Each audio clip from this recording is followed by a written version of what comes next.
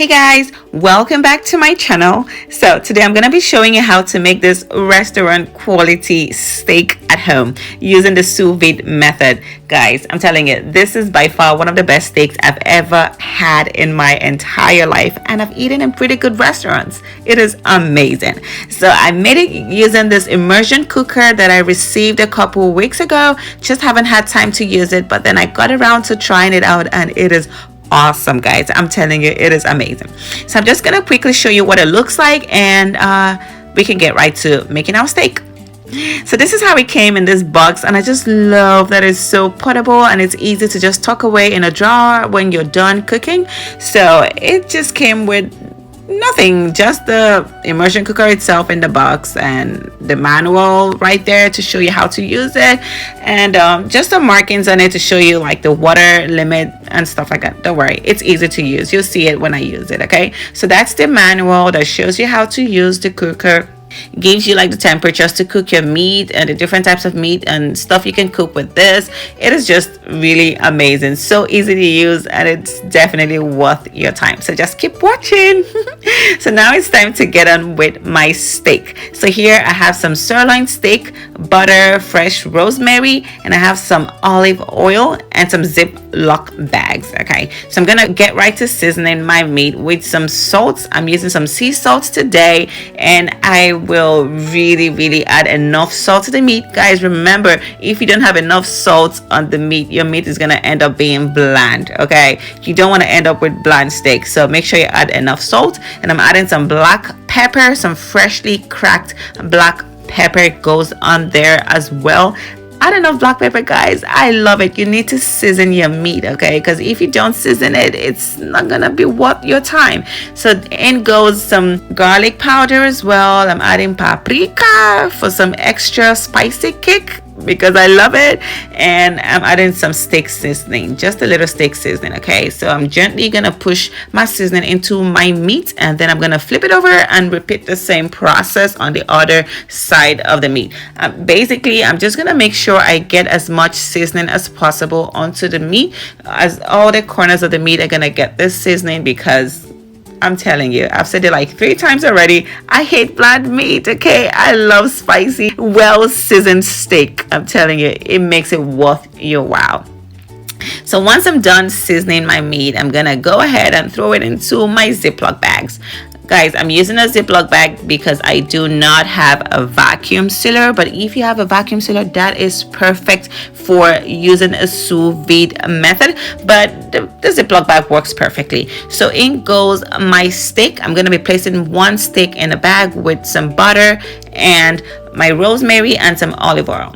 But in my excitement, I forgot to add the olive oil to this first bag. So, but don't worry about it. You're going to see me add it when I remember. Okay, so now I'm gonna go ahead and pack the second bag. So in goes my meat, my butter, my rosemary, and my olive oil. So that's it, guys. Pretty straightforward, very easy. And I'm gonna go ahead and add the olive oil to the second bag. Okay, so I could have edited this out, but life happens. I just wanted to show you guys that sometimes you could forget stuff. It's okay, you can always go back in and fix it. Okay. So now it's time to get cooking. This is the exciting part, guys. So I'm using a stock pot because that's the deepest pot or container that I have in my house, but if you have a regular plastic container, you can use it. So I'm making sure that the water level does not cross the maximum water level marked on my sous vide machine. So I'm gonna be cooking my meat at 125 degrees Fahrenheit for about 4 hours. Okay, initially I had said 2 hours, but then I thought about it. I was like, you know what, I need to take a nap. Okay.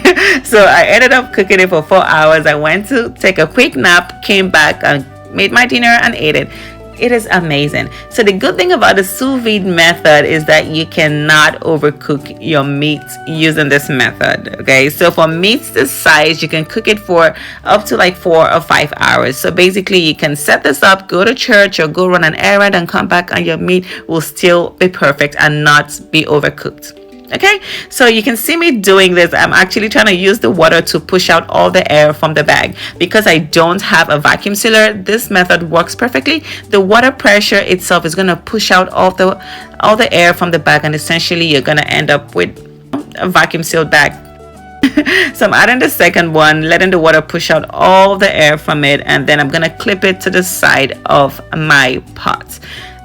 I do not have like the regular fancy kitchen clips, so today I'm using whatever clamps that I saw. The second one is really funny. Just watch out. I'm using my daughter's hair clip, okay? Don't judge me. It works. So because this is going to be cooking for a pretty long time, I use the foil just to cover it because I don't want the water to evaporate. So I just covered it, but this is completely optional. So like I said, now it's time for me to go take a nap. This is set up for 4 hours, and after 4 hours, I'll be back.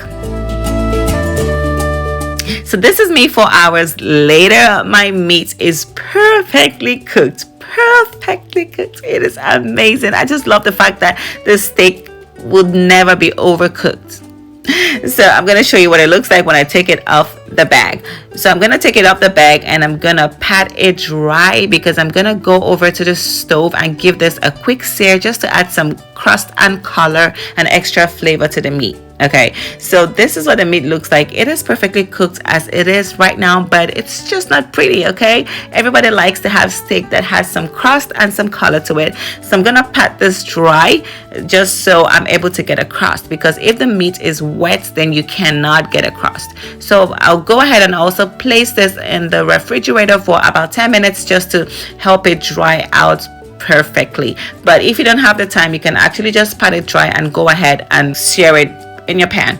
So now I'm going to be using some safflower oil to sear this meat for about 2 minutes on each side, or you can do it less. It depends on what doneness that you are going for. So 2 minutes on each side, and this is what it looks like. So beautiful, guys. When you get crust on the meat, that is extra flavor. So now I'm adding my rosemary and some extra butter into the pan, and I'm gonna begin to use this butter to baste my meat. This is gonna help to give it that really buttery flavor, and also help the meat to be golden brown all around. This is gonna help the crusting process on the meat, and it is amazing. So I'm gonna do this for about 2 minutes, just 2 minutes, because you don't want to end up overdoing it, and that would overcook your meat. So I'm going for a medium well cook temperature, and that was exactly what I got. So this is what my meat looks like at the end. Perfect. So I'm scooping up all the juices that came out when I cut my meat and putting it back there on the plate, and it's time to dig in. Guys, look at how moist and how perfectly cooked this meat is. Can you see what it looks like? I'm telling you, it is so tender. This is by far one of the best steaks I've ever had in my life, and I'm telling you guys, I've eaten in some pretty good restaurants, but this is amazing. Awesome. And even my #1 fan loves it. She thinks it's amazing. Basically, she ate the whole thing. Anyway, thank you for watching, guys. If you have not subscribed to my channel, now will be the time to do it. Please go ahead and hit the subscribe button and support a sister, okay? And leave comments in the comment section down below and let me know what you think. And if there is any recipe you'd like to see me try, let me know in the comment section as well, okay? I love you all. See you all in the next video. Bye.